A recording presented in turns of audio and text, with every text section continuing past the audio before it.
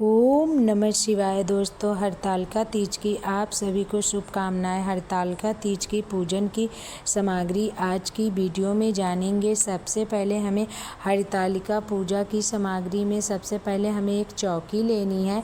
चौकी पर बिछाने के लिए हमें लाल या पीला कलर का वस्त्र लेना है।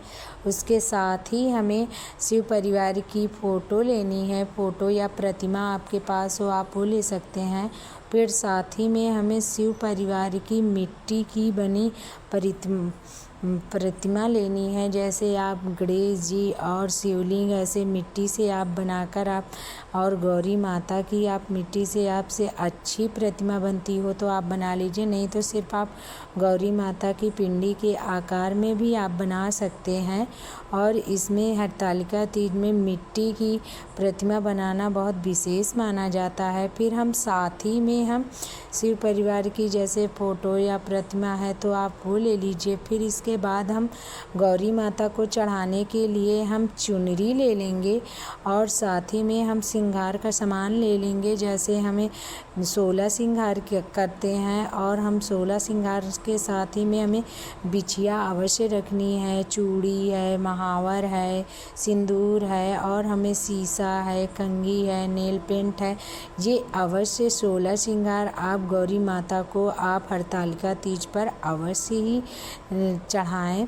फिर साथ ही में हमें मंडप बनाने के लिए हमें केले के पत्ते चाहिए जो हमें लेने हैं।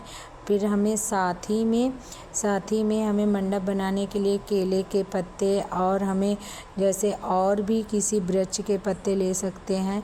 फिर हमें कुछ बेसिक चीज़ें लेनी है। सबसे पहले हमें एक दीपक लेना है। दीपक में 2 बाती होना चाहिए। फिर साथ ही में हमें थोड़े से चंदन है, रोली है और हमें अक्षत है तिलक करने के लिए लेना है।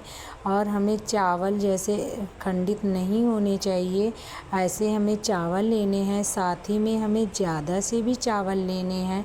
जैसे आप कलश की स्थापना करेंगे तो उसमें नीचे रखने के लिए तो चावल आप ज़्यादा से ले लें। फिर साथ ही में हम लेंगे जैसे अभिषेक करने के लिए कच्चा दूध या पंचामृत। आप हो सके तो पंचामृत बना लीजिए, ना हो सके तो आप कच्चा दूध से ही अभिषेक करने के लिए ले लीजिए। फिर हमें आरती करने के लिए साथ ही में हम कपूर ले लेंगे जो हमें लेने आरती करने के लिए। फिर हम साथ ही में हमें इत्र लेना है। फिर इत्र लेने के बाद हमें साथ ही में हम इत्र ले लेंगे। फिर हमें 1 लोटा जल लेना है कलश रखने के लिए। आप 1 लोटे कलश जल रखने के लिए ले लीजिए, 1 आप ऐसे आचमन कराने के लिए। फिर हम साथ ही में मौली ले लेंगे जो वस्त्र स्वरूपी हम मौली चढ़ाएंगे। फिर हमें 2 जनेऊ लेना है, साथ ही में 1 गणेश जी के लिए और 1 हमें शंकर भगवान के लिए आप जनेऊ ले लीजिए। फिर साथ ही में हम जनेऊ लेने के बाद हम साथ ही में जैसे हम कलश में डालेंगे तो हमें 1 सिक्का चाहिए, हल्दी चाहिए, सुपारी चाहिए, लौंग चाहिए, इलायची चाहिए। ये हम सारी सामग्री जो हम इसमें दिखाए हैं ये हम सारी चीज़ें कलश में डालने के लिए आप अवश्य लें। और थोड़े से अक्षत ले लीजिए कलश में डालने के लिए। साथ ही में हम माचिस ले लेंगे और धूप बत्ती ले लेंगे। ये हमें अवश्य सामग्री जो भी हमारी हरतालिका तीज की है वो हम आपको दिखा रहे हैं। फिर साथ ही में जैसे आम के पत्ते ले लेंगे। आप थोड़े ज़्यादा से भी ले सकते हैं मंडप पर लगाने के लिए, नहीं तो आप थोड़े से तो आप कलश पर ही रखने के लिए आप ले लीजिए। फिर साथ ही में हम जैसे धतूरा है और धतूरे के पुष्प हैं, फल हैं, वो हम ले लेंगे। फिर साथ ही में हम भांग के पत्ते ले लेंगे और हम जैसे आकड़े के पत्ते ले लेंगे, आकड़े के पुष्प ले लेंगे क्योंकि शिव शंकर भगवान जी को सफ़ेद पुष्प अत्यंत प्रिय हैं। फिर साथ ही में हम गुलाब के पुष्प ले लेंगे, कुछ गेंदे के पुष्प ले लेंगे और साथ ही में हमें दूर्वा अवश्य लेना है। फिर हम साथ ही में हमें बेल पत्र अवश्य लेना है। आप बेल पत्र 5, 7, 11 कहीं से भी कटी नहीं होनी चाहिए। बेल पत्र जब हम शिवलिंग में चढ़ाने के लिए लें तो हमें चाहे एक बेल पत्र चढ़ाएं पर अच्छी होनी चाहिए, कटी फटी बेल पत्र नहीं होनी चाहिए।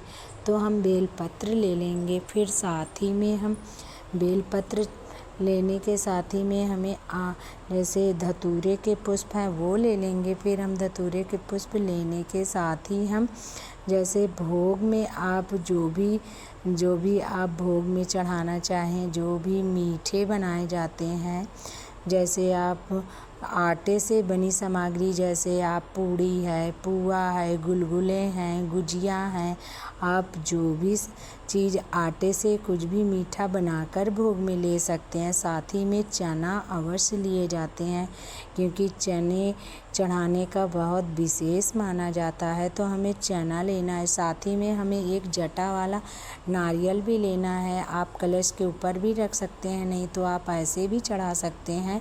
फिर साथ ही में हमें थोड़े से फल लेने हैं, जैसे आप 5 तरह के फल ले सकते हैं, नहीं तो आप ऐसे 5 फल ले लीजिए। इसमें ककड़ी अवश्य चढ़ाई जाती है। फिर आप ऐसे का सिंधौरा साथ ही में ज़रूर लें। जो आपके शादी का हो तो आप वो ले लें, ना हो तो आप जो भी पूजा की सामग्री में सिंदूर है आप उसी को गौरी माता को चढ़ा दीजिए। फिर साथ ही में हम कुछ दक्षिणा रखेंगे यथासंभव, और हमें हरतालिका तीज की पुस्तक भी लेनी है साथ ही में। और हम फुलेरा बनाने के लिए हम ज़्यादा भी पुष्प ले सकते हैं या आप थोड़े से पुष्प ले सकते हैं। फिर साथ ही में हमें ये हमारी बेसिक चीज़ें हैं जो हम आपको हरतालिका तीज की सामग्री इस तरह से दिखाए हैं।